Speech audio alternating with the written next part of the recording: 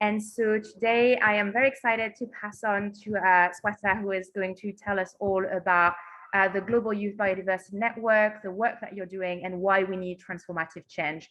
And I can see there's more people trickling in the waiting room, so I'll let everyone come in as you start your talk as well. So I'll just pass it on straight to you, and you can start sharing your screen.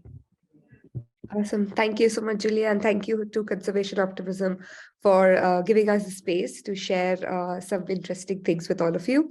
As I start, I could just introduce you guys to the Global Youth Biodiversity Network. I'm Swetha. For those of you, there are quite a few of the Gibbon people here, so it's really nice to see all of you as well. So for those of you who are not familiar with Gibbon, we are the Global Youth Biodiversity Network, which is the youth constituency in a way for the biodiversity movement, like you have Youngo for the climate space. There's some people in the chat who it looked like that you guys are familiar with the climate space. So that's one way of explaining Gibbon. But Gibbon is actually a network of young people present globally who are interested in, creating a space where we can work together to live in harmony with nature and halt and reverse the loss of biodiversity. We also have a massive youth network with 1 million members and around 600 member organizations, and we also have 50 national chapters that work on the ground with self-organized youth at the national level. So that's a little bit about who Gibbon is.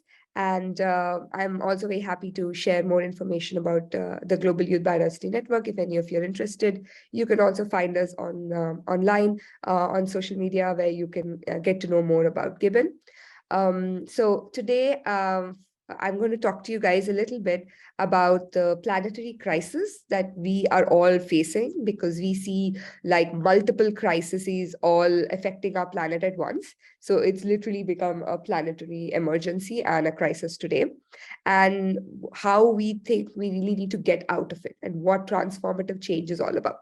So given that overview, I know that there's some people from Gibbon who might have already seen this presentation. So if you have, feel free to join me in creating a conversation about the topic.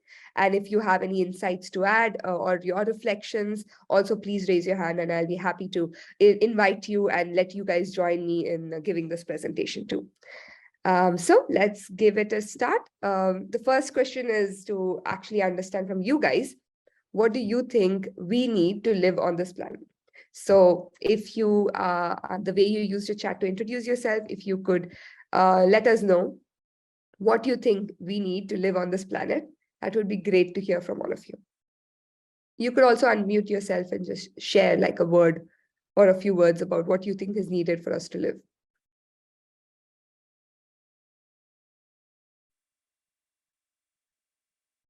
Okay. Carl, thank you. Yes, we definitely need water. One of the most important things for us to survive. And let's definitely say we need fresh water too. Yeah. Fatima says soil, air, water. Absolutely right. Oxygen. Yep.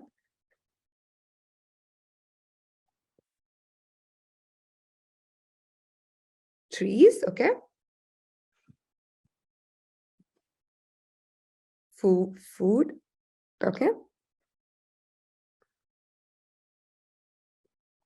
Now I would like you to go a little beyond, like literally, like if I have to live on this planet, if I don't have food, water, air, and soil and trees, I will not be able to survive.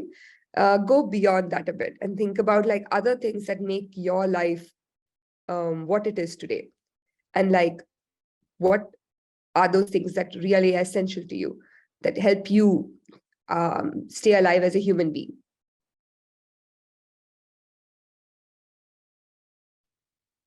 So maybe I could also, yeah, somebody's put it in, Fatima, that's great. Yes, we need society, we need family, we need friends. And building on society, what are some of the essential things that get interconnected with us when it comes to society?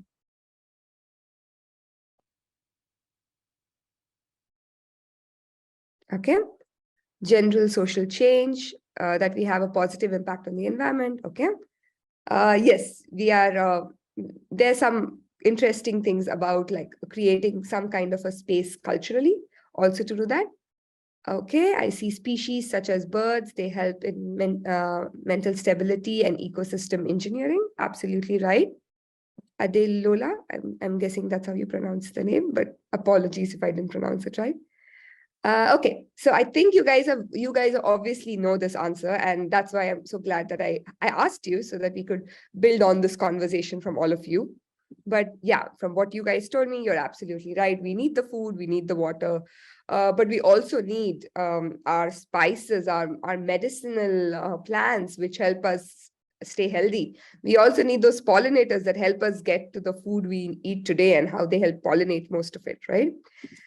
Building on that with the society angle that I was asking guys, we also in our society, we have like clothing, textile, we have art, we have music, we have a cultural, spiritual connection within our society in different forms. And all these things, if you think about where do all these things come from, like what inspires us, what gives us these things as a means of our survival, and what inspires us to become beautiful human beings with our own diversity through these cultural sites. And what do you think like inspired us to get this and also helped us in surviving it? Okay, I see Rahim wants to say something.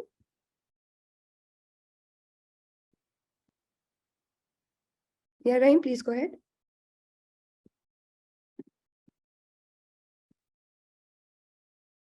Okay, I think that was a mistake hand up.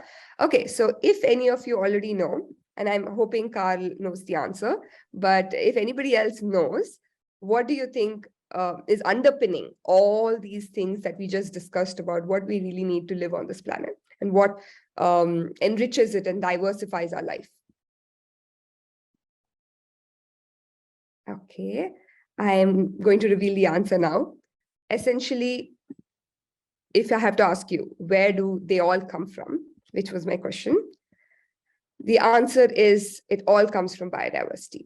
It comes from like the web of life that we have on our planet that is such that we are an integral part of. We are a part of this huge web, the tree of life you see here, and we are a tiny human being on the top here. And diversity and biodiversity as such is all the species on our planet, their genetic diversity, and the ecosystems that they form with natural elements. And all of this is constituting what biodiversity is. Yes, awesome, Adilola.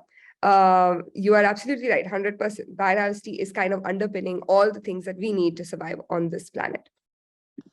So building on what biodiversity is a little bit more so that we get a better feel of it, we did say all species on this planet, their genetic diversity and the ecosystems they made. So just to understand what does all species on the planet really mean, if you actually look at it, the known species we know is only 1.76 million species that we know on the planet. But if you estimate of how many species can really be present on this planet, people think they range from around, 8 million to around 50 million. And these are different estimates that people have of the species that we are yet to find on this planet. And even if you break down even the known species on our planet, you will see that the known species on our planet are literally the maximum. The majority of the species are your insects and your myriapods. They are like the most dominant species on this planet. There was a recent thing I was leading about ants, and some researcher decided to count how many ants are really on our planet, and it's apparently like 44 million ants per human being that exists on this planet or something like that. So you literally have to like multiply that with like 7 billion. No, now we are 8 billion people. So multiply that with 8 billion, and that's the number of ants, just ants that exist on our earth. So it's really mind-boggling to think about all the other species that are existing on the planet and are definitely much more diverse and much more in number than our tiny humans itself. We literally come in the lowest part of this table that you see here, where we are having like the vertebrates, and then the mammals are like a tiny section, and we are one of those species in the diverse mammal section. So this is just to give you a extent of how much our planet has to offer and how much exists on our planet, and what really is making up that web of life that we that we hold so dearly to make up what we see in the world today. So ecosystems, if you really thought about biodiversity and what biodiversity offers to us, when I said what does biodiversity need for us to live on this planet, essentially somebody has like a mic problem, but okay, it's set now. Cool. So I was just going to say that if you actually think about it and you divide it up as what we really need to live on this planet, people have divided them up as ecosystem services, that the services that ecosystems provide. And while this is a little older concept of telling us how really, what kind of things are really there in our ecosystem, we need to understand that there's also not a lot of nuancing in understanding how we see our relationship with nature and how we are a part of nature, and we don't see it as an equation of, it's not a quid pro quo reciprocal relationship with nature where they provide something for us and we provide something to them. It's much deeper than that, and therefore while this concept gives you a good idea of what are the different things that we get from biodiversity, it's still, we do not still see this as a nuanced approach of looking at ecosystems as such, because we don't want to see them as mere services, because there's so much more. So given that, let me explain to you the different types of services that people have enlisted. You have supporting services, which are like habitats for species, through forests, through oceans, through healthy forests, healthy oceans, and the maintaining of genetic diversity. So the diversity of all our food species, the diversity of the tomato that exists on this planet. So all those kind of diversity are what are supporting. They really underpin all other services. So unless you have a healthy ecosystem that is supporting diverse species, and unless you have a genetic diversity of every species that exists, you will not be able to see. I just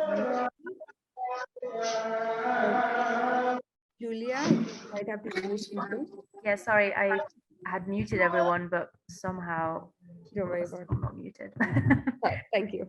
Okay, so yeah, so essentially that's where ecosystem services come from, and they are kind of the thing that underpin everything else. So thanks to a healthy ecosystem, a healthy forest, a healthy ocean, a healthy, even a forest ecosystem with diverse species in it, you will be able to see that that helps us sustain with like culture.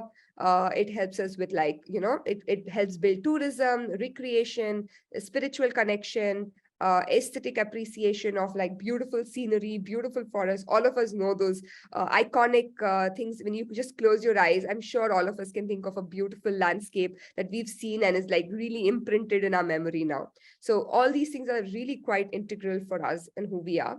And definitely, like, what all of you said in the beginning, we need food, water, fresh material, and medicinal resources that are needed for our real survival, like bare minimum needed for our survival. And if you really want all these things to be there, you need things called regulating services, which are like things that are helping us balance the ecosystems, and they're regulated. So like the local climate, carbon sequestration, erosion prevention, pollination, waste management, moderating extreme weather events, and also biological control. So I definitely think we should remember what the regulating services, because that's something we could discuss further on in our Q&A as well, on how we see the erosion of these biodiversity linked to the erosion of these regulating services, linking to what we see today in the world right now. Okay, so just keep that in mind. This is just to show you, different aspects of. I will move it out. It's like this is just a video from one of our trainings that we did in Hyderabad, which is my hometown, and we did a biodiversity training there, and then everybody joined into the cultural day where we danced for one of the festivals in India, and really linking, and this is a strong festival that links biodiversity to people. So yeah, so while nature provides a bounty of essential goods and services like flood protection, food, but it's so much more to us, right? It has a very rich social, cultural, spiritual, and even religious significance to us. So another thing that we need to remember when we think about biodiversity and where it is and how much of biodiversity exists, we need to also ask ourselves, where does this biodiversity currently present today? Where is it present? I see Bernard has a question in the chat. I will definitely reach your question in a bit. As soon as we go through this part, I will get to your question. So coming to the point about, where does this biodiversity really exist? We need to remember that much of this biodiversity that currently is on this planet is found in the lands and waters that are owned, managed, or under the control of indigenous people and local communities. And there's a very famous stat which says that 80% of the today's world's biodiversity is held in the lands of indigenous people and local communities currently today. And we need to acknowledge that unless we conserve and unless we protect their lands and waters, we will not be able to protect 80% of the world's biodiversity. Okay. Yes, SDG 15 also does link to this. So essentially, from the whole conversation I started with you guys, what I want to show you is that really, if you look at biodiversity, it is a life support system that is present on our planet, which is really kind of connecting everybody and also giving us it's also giving us a warm embrace needed for us to really live a peaceful, happy, and good life, right? But coming to the question that we already have here about linking to the crisis itself, if you now look at what's happening in the world today, while we have this beautiful life support system, I'm welcoming you guys to what's at stake in the Anthropocene that we live today in. If you look at all the graphs in this chart, you will see that everything is on a rise, right? We are growing in population, growing our GDP. We are growing our investment. We are also growing the amount we consume. We are growing the amount of water we use, the number of dams we create, the amount of energy we are using. Everything is on the up. And that's ended up resulting in an increase in carbon, nitrogen, methane. It's also increasing the surface temperatures.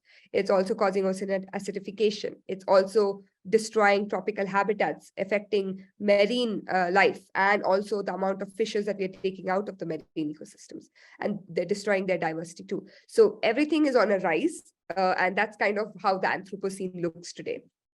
And here are just to show you some things of what's at stake because of what is happening on the earth. We are at a brink, 1 million species are right now at a brink of extinction.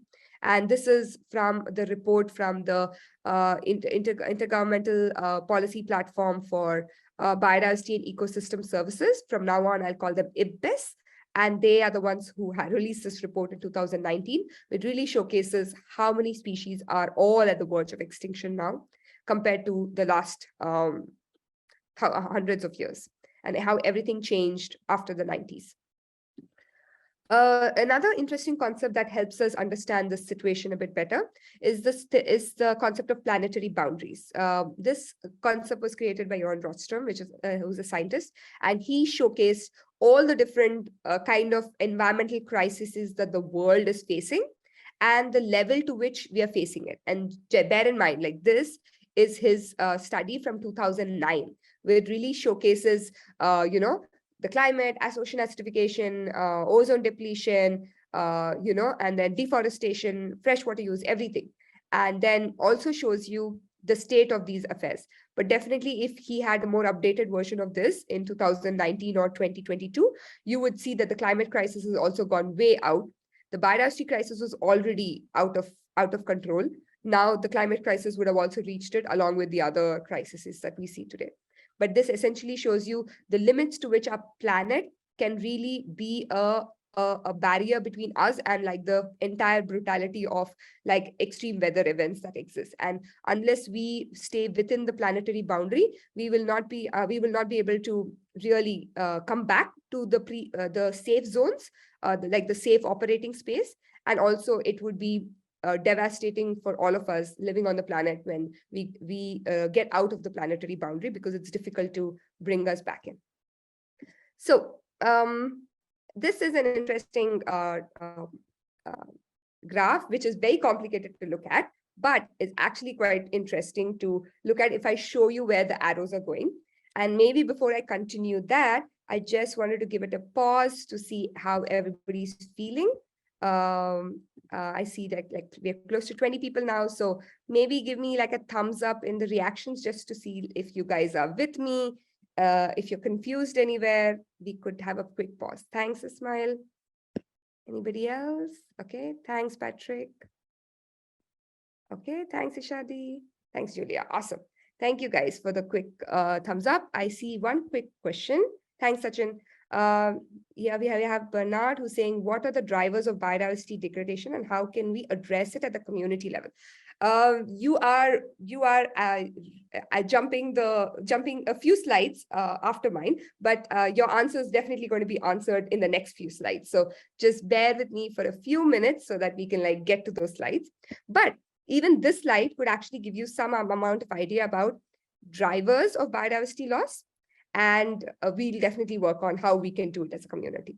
So coming to the slide really quickly, if you just look at all these, if you remember the ecosystem services that I told you about, and here this one kind of shows you what is the state of these ecosystem services currently in the trend it has had for the last 50 years, and how much of these services are really being lost in the ecosystem, in our planet.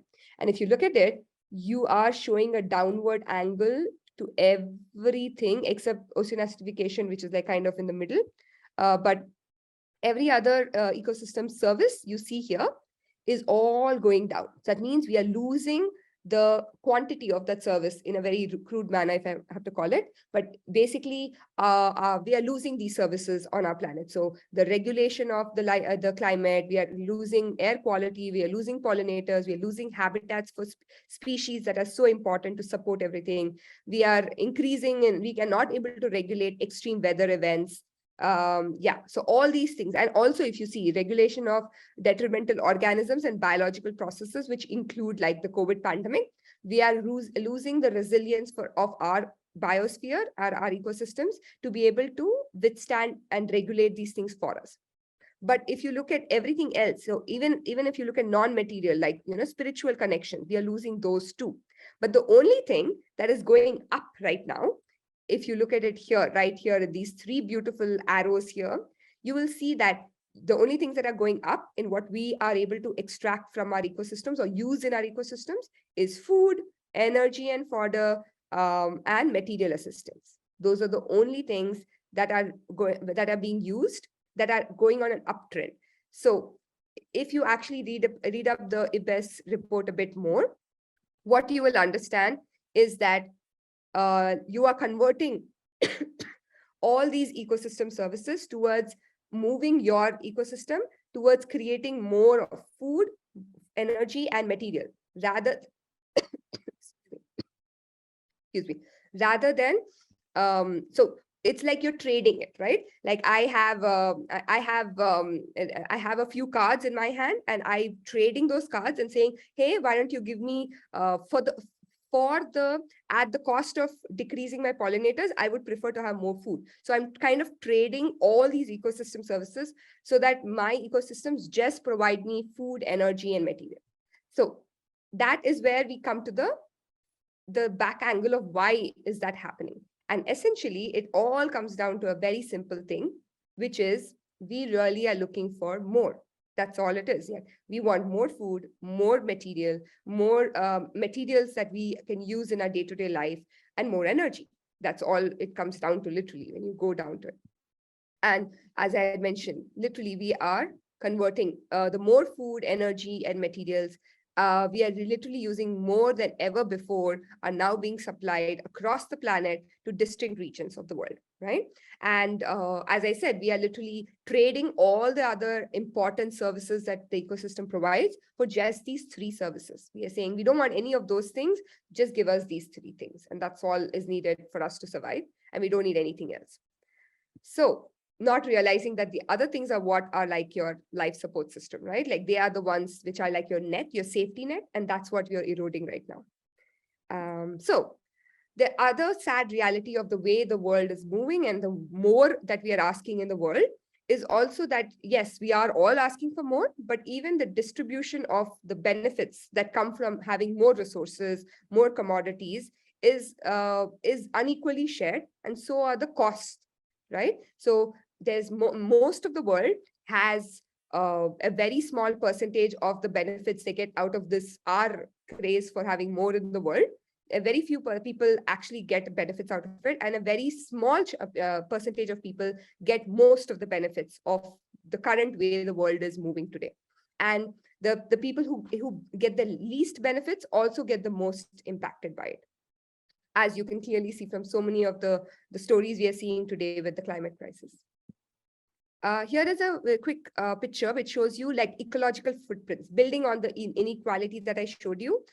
You can also see which are the countries or regions that are actually pulling in most of the resources compared to the rest of the world. And here you will see that it's the America, like most of like Canada and the US has like the red. So it's really pulling the highest. If you compare it to this picture, it's like who's on the red is basically those two hands, and then the rest of the world, which is the green. Right? And there's some people in the middle. So if you can see here, it's like green, which is clearly in Europe, clearly in Canada and the US.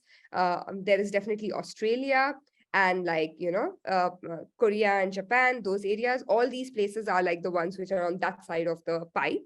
And then you have Africa and a big chunk of Asia that is actually in the other side of the pie. And then you have others who are kind of in the middle zone. And if you want to literally point out within those countries also, if you want to literally point out who are those people with those big fat hands, it is these richest people in the world.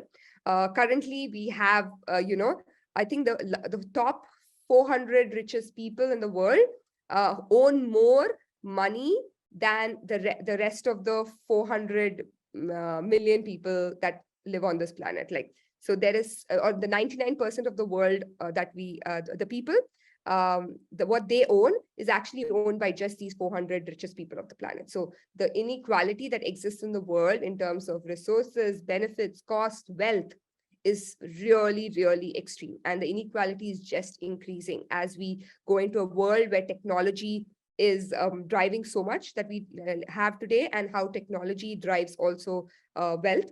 You are seeing this increase of disparity and inequality growing.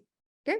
So this is just a picture of all the rich people across the globe and how much they own versus what happens to the rest of the world, where most of them end up having to live in really inhumane conditions. The other sad thing is that when we look at the environment and really protecting environment, we have the highest rate of environmental defenders being killed in record numbers. This is a report from 2019, which shows 212 environmental activists were killed in just 1 year.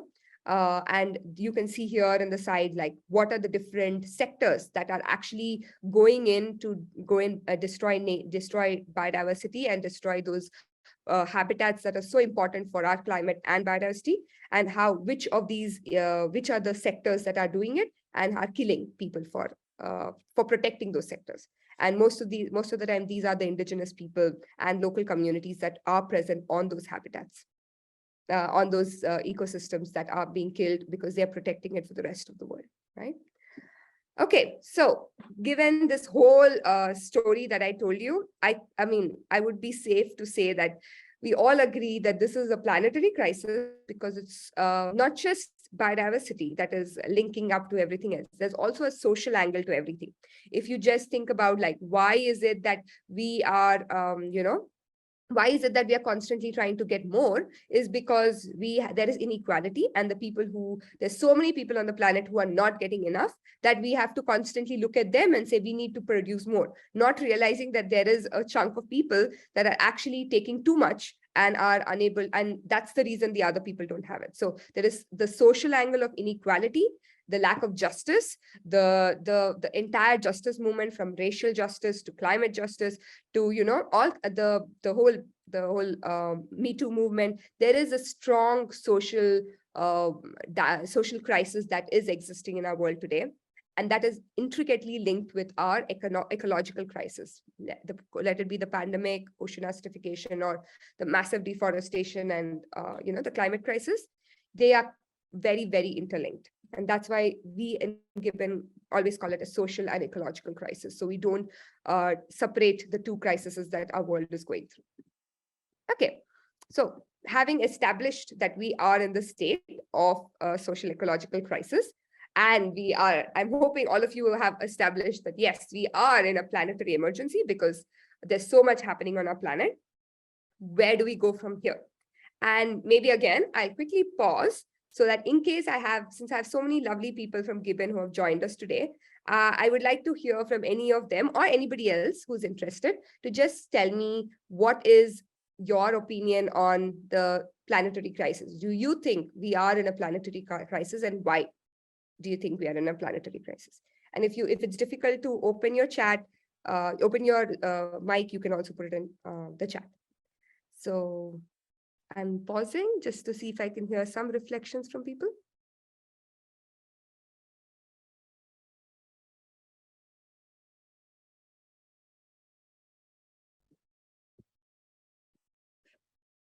Okay, Ismail has raised his hand. I just got a reminder from Julia that I might have to ask you guys to, I have to hold Ismail. Ismail, do you mind? Let me finish the presentation and then we start the discussion, because we might be running a bit out of time. Okay, so I'll pause you there because I don't want you to miss out the transformative change part, because I think we kind of established the planetary emergency part.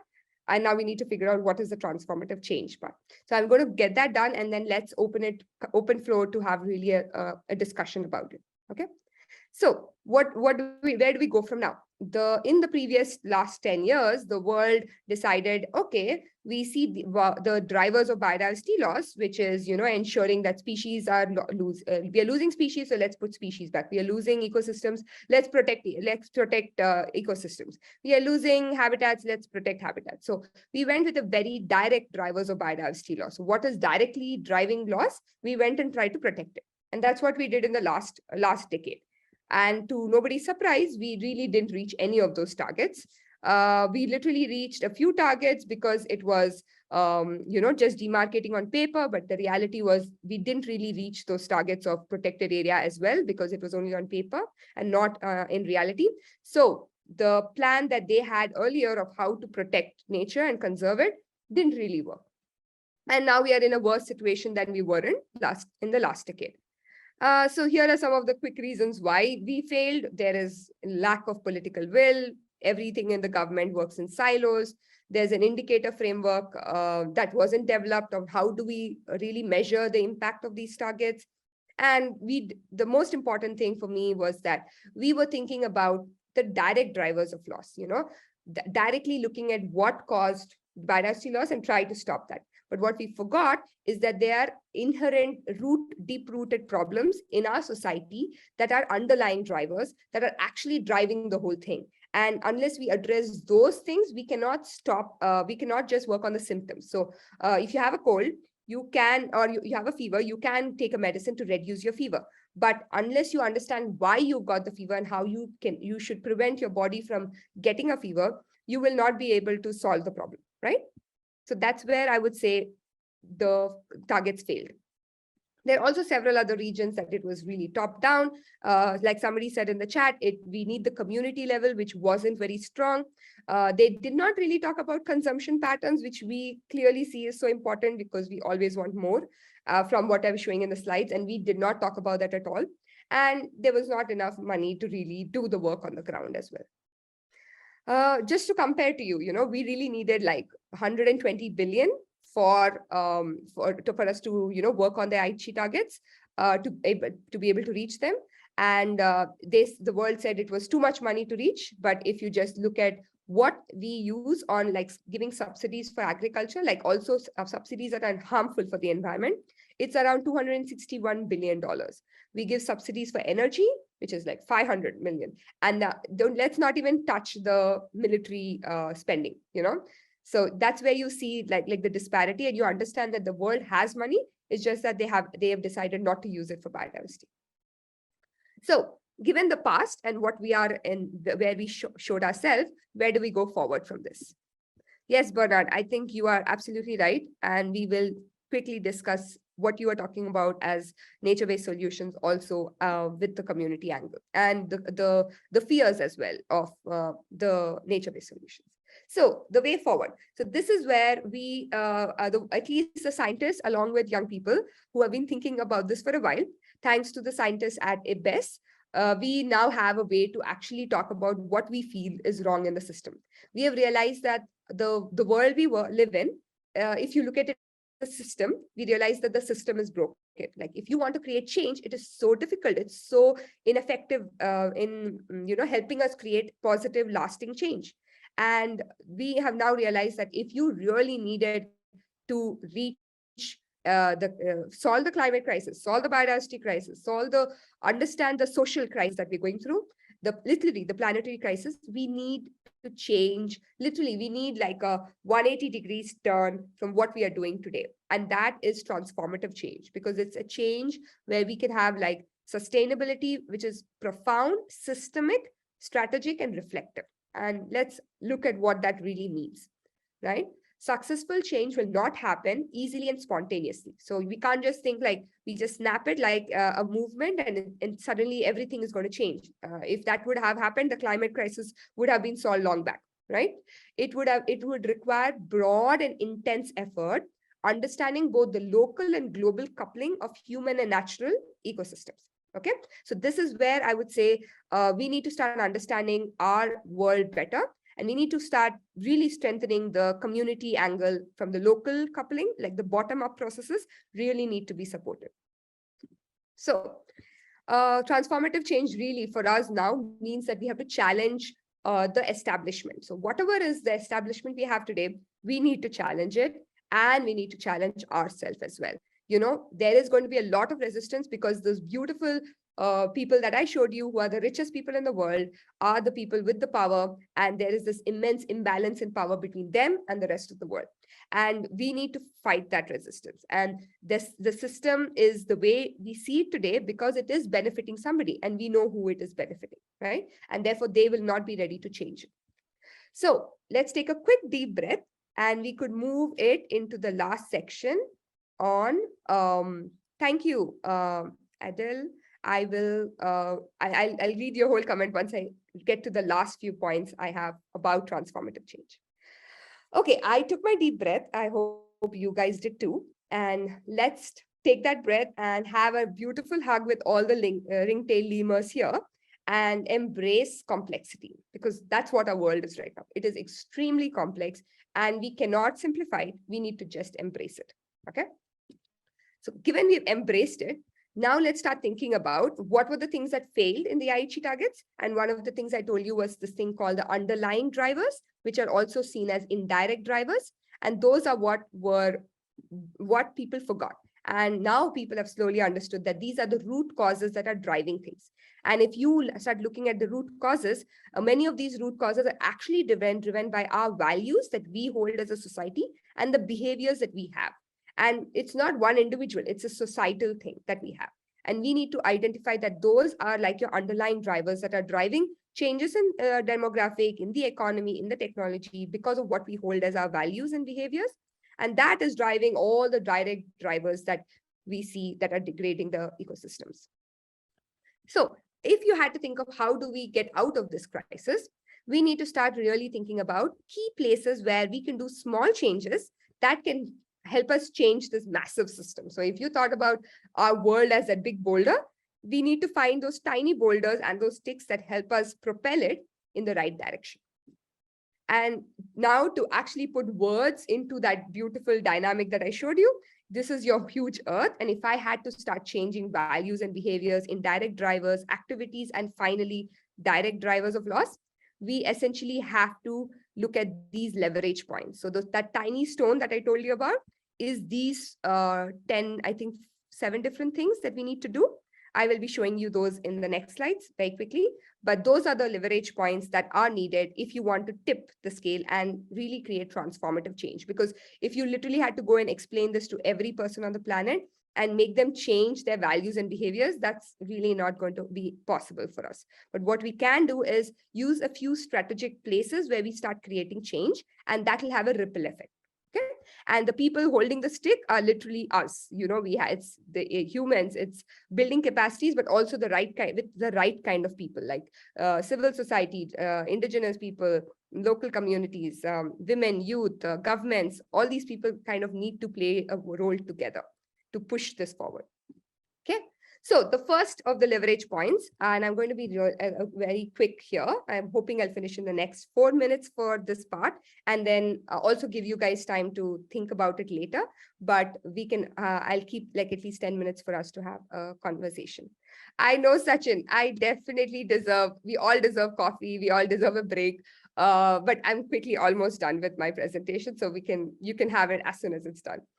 So here, the first thing that the report, report says is that we need to understand and embrace diverse visions of a good life. Communities around the world show that good quality of life can be achieved with significantly lower impact on natural resources and ecosystems. So we need to learn from our ancestors. We need to learn from our indigenous people. I definitely think I have so much to learn from my grandparents too, because they did know what was good life for them, which did not have such a heavy dependence on resources and heavy dependence on ecosystems, and a better balance with it. And we need to learn from all those forms of good lives that we see across our globe in indigenous communities as well. The second thing they say we have to start doing is reduce inequalities. We need to start understanding that the inequality that exists in the world is what has exacerbated biodiversity loss as well as the climate crisis today. And we need to now understand who's gaining, who's losing, who has the rights, and how do we fight for them? And then who's really perpetuating this world vision? And how do we start thinking of changing it? The first way to start thinking of changing is to talk about it. Justice, inclusion in conservation is absolutely necessary. We need to ensure right holders that are indigenous people, women, and youth are at the center of the conversation. And conservation has a very strong rights-based approach. And that's what is crucial if we really want to start protecting those 80% of the world's ecosystems out there and biodiversity. Okay. Here, this is a little more of a complicated thing, but essentially it talks about how you will see that there are several countries in the world that are linked to each other because of where the demand is and where the supply is. And that these kind of couplings, they're called telecouplings, really have a very strong impact on biodiversity as well. Like the fact that most of the beef comes from the Amazon and cutting of the Amazon and things like that. Okay. So these telecouplings can be quite a strong thing, and we need to identify where they exist and how do we start curtailing them. And therefore, eating locally, all those things are quite useful to do.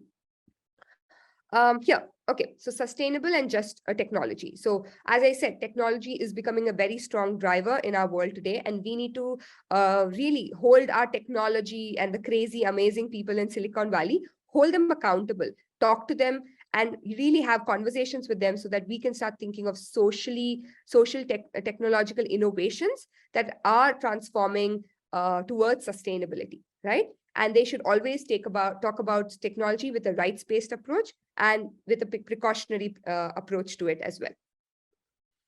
Another third thing they have is transformative education. We all realize if we need to change our values and behaviors, most of it comes from our education system, formal, informal, non-formal, within our societies, within our families, everywhere, right? And that's where we need to think of how we want to transform education. And the Global Youth Biodiversity Network has an amazing consultation on this, which you can definitely check out as well. The last thing that I have, I think this is the last one, it is to remind all of us that as such, if you look at individuals in the world, there's a study which really saw that individuals in the world are not the ones who lack motivation to do action. So if we know that we have a planetary emergency, all of you are here with me, and we are all ready to take action to get away from the planetary crisis. But what's limiting us and limiting many of us is that the infrastructure needed for us to be able to take the right actions are not existing. The norms are not existing. The habits are not existing. All of that is outdated. And unless we change the social infrastructure and make programs and policies that can support the behavior change, it is not going to happen. And that's why policy level changes are so important. So I will end now by telling you guys, yes, thank you so much. I hope this helps you guys also unleash yourself, and hope you guys can work with us on those leverage points so that we can really start creating changes. And you can also think of joining the Global Youth Biodiversity Network Stop the Same campaign, which is all about highlighting the sameness we see in the world and how we need to start building a world which is much more diverse in all forms together. And there's a quick QR code here, which will help you look at it. But thank you. I hope we have a few minutes for questions so that we can have a conversation. Yes, thank you so much, Swetha. That was great. And I loved your presentation, very beautifully designed as well. How do you want to do the questions? I have them all written in a note. I don't know if you had a particular order you wanted to do them in. You could just start off and I try to go one after another. Awesome. So the first question we had was, how can youth be involved in the ecosystem restoration to solve the biodiversity crisis? Okay. I think there's several great ways you can be involved. There are amazing NGOs that are working on the ground. If you want to do a youth-led one, we can definitely think of, there's several projects where you can apply to work on ecosystem restoration. But bear in mind, I always remind people this, that you can restore an ecosystem, but if you do not have the community living around it that has also agreed and understood that it is important to restore, and they have themselves not had this value change, that ecosystem that you have worked so hard to restore is always vulnerable for being cut down, being destroyed. So while we can think about that, always think about the community that lives around so that they can also work with you to protect that ecosystem that is being restored, right? And I can definitely share links where you can link up with people to do it. Awesome, thank you. I think the next question, I think you might have, you've partially answered it in your presentation, but I'll ask it anyway if you have anything to add. What are the drivers of biodiversity degradation and how can it be addressed at a community level? Okay. Yes. So as I think the presentation kind of showed you that thing about those leverage points. So we are no longer trying to move that big rock, which was what we did last decade, and we failed to move that big rock because it's not possible. What we can do is use a tiny rock to move that big rock. And that's what we all have to find. And as a community, we can focus on that. We can focus on pushing those policy changes and pushing those changes through culture, through education. And that's where the community is so important, because that's what is most of the time forgotten in many of the policy level spaces, is to change those cultural norms. And that's where communities are so powerful, because they can help you change those norms. Awesome, thank you. I think the next question is a bit more specific, so I'll see if you have an answer to it or not. The question was how youth can be involved in ecosystem restoration versus land consolidation in agriculture. Okay. I think the best way I would say is, I'm sure there are organizations out there that are doing it, and I think you should join them. And if there aren't any, then we have to work together to create it. And there's a lot of work happening now on regenerative agriculture. So yes, definitely check it out. And if you want us to give you more information, I would definitely recommend, we can get in touch and I can put you in touch with the right people. Awesome. I think we've got a really interesting follow-up question here in the chat. Are you okay? Do you need water? Water break? No, you're good. How can we directly change the cultural norms? What are your tips on that? Yes, so it's not like we can go and tell our societies, our parents, no, from tomorrow, don't do this because this is not the right approach. That's really not how it works. Cultural norms are the most difficult to change, but also are the most powerful things that can be changed. Think about all the different stories of the world, like how did smoking turn from such a prevalent thing in several parts of the world to something that is not that prevalent anymore and is also frowned upon. It is a social change that happened. And let's think about different ways that they did that change. They had a lot of advertising about it. They had political change where they ensured that the cigarette boxes had those warning messages on it. So it's the social norms really change when we firstly work through education. Ensure that the next generation that's coming together is already seeing that change in values, but also with the current generations too, through meetings like these, through programs where we talk to each other, have those conversations. So a lot of it is in a very informal manner. And a lot of it is by us really integrating with our own communities. So the minute you become a contributing member of your community and a member that is looked upon as a guiding person in your community, that's when you can slowly start working with them to make those changes happen. And as I said, people are all ready to change. It's just that the infrastructure is making it difficult. So that means those social norms can be changed. We just need to find a way to change the infrastructure so that they can change their behaviors. Yeah, that makes sense. And I can see here that someone reposted a question that was on my list. So the question was, how does our changing consumption have an impact on biodiversity in the long run? Okay, so think about it extremely simply. Like, as I said, if we stop taking too much from the ecosystems, because I said, right, we are trading all other services that the ecosystem provides to just giving us food, water, and, food, energy, and raw material. So now if we say, let me say, I will stop over extracting that from our ecosystem. Like if you had a sieve and you were like really squeezing out like something from the ecosystem, and you say, I'm not going to squeeze it out so much, I'm going to reduce the burden on my ecosystem for those things, you will already start seeing the ecosystems coming back and thriving, and therefore becoming a very strong way to moderate the extreme weather events we see today. This was something I was mentioning to you guys to remember from the first part of the presentation, is that so much of climate change, like I'm right now based in the US, and there's a really bad hurricane hit Florida, and it's devastated the country and the state. And if you just look at, why has extreme weather events in so many parts of the globe increased? A lot of it is to do with the fact that the ecosystems that protect us from those things have broken down. A lot of people have shown clear studies that the impact of a tsunami can be reduced if you had mangrove ecosystems at the coast, right? So similarly, ecosystems are your frontline defense to all extreme weather events. And because we have broken down the ecosystem to just give us those things, they are unable to provide those services to us. So that's where the long run comes in. Awesome, thank you. And I guess just a question to end on, I'm just wondering, because we've got quite a few people here today, and we've got the big meeting coming up in Canada in December. So I just wondered if you wanted to say anything to people who are here around today in terms of what they can do and how they can put pressure in that big moment and that big conference that's going to take place in Montreal. Awesome. So yeah, if you guys, so to let you guys know, I told you like the last 10 years and how we failed. Now they're going to create a new 10-year framework for the next 10 years. And we are hoping that they focused a little more on those beautiful leverage points that we saw that the scientists put together, and that kind of makes sense as well. But with no surprise, they aren't really focusing that much on them. And we are still stuck thinking about like fancy words that could change the way you talk about nature and things like that, but not really thinking about these leverage points.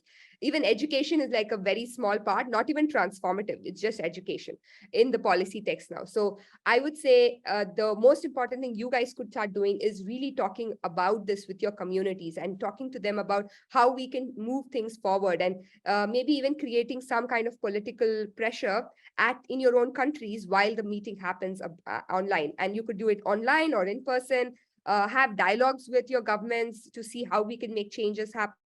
And yeah, if you want a more concrete way to do this, join the Global Youth Biodiversity Network, because we are going to be there at COP, and we can work with all of you to, together, hopefully push our governments to do the right thing. Thanks, Carl. Amazing. So thank you so much. And yeah, I mean, we Conservation Optimism as well are hoping to, amplify the voices of lots of different organizations that are going to be there. So looking forward to hearing more about what happens in December. So yeah, just wanted to say again, massive thank you, Swetha. This was great. If anyone has other questions, or I think people said they wanted to potentially see the presentation, we will send an email out to everyone. So keep an eye on your inbox. And our next webinar is taking place in November. So if you're interested, it will be all about animated videos and how they can empower different audiences to take actions, and how do you work with animators as well. So I'm just putting the link in the chat if you want to sign up for that webinar. All the information are on the page on our website. So yeah, massive thank you to everyone as well for coming today. And I hope my background noise wasn't too disruptive. Yeah, thank you so much, Julia, for having us with you. Thank you, everybody, for being so interactive and having a conversation with me while I went through a very big presentation in a little bit shorter time than I expected. So thank you for bearing with me. And yes, I can definitely share it with you. We also have if you guys join any of the groups that I sent you, I can also send you like some of the links of the previous recordings of these presentations and like the next steps, so that you can see it in a bit more detailed manner, and like maybe not in the speed with which I did it today, but like a slower speed. So they're all on YouTube, and you can also listen to them there.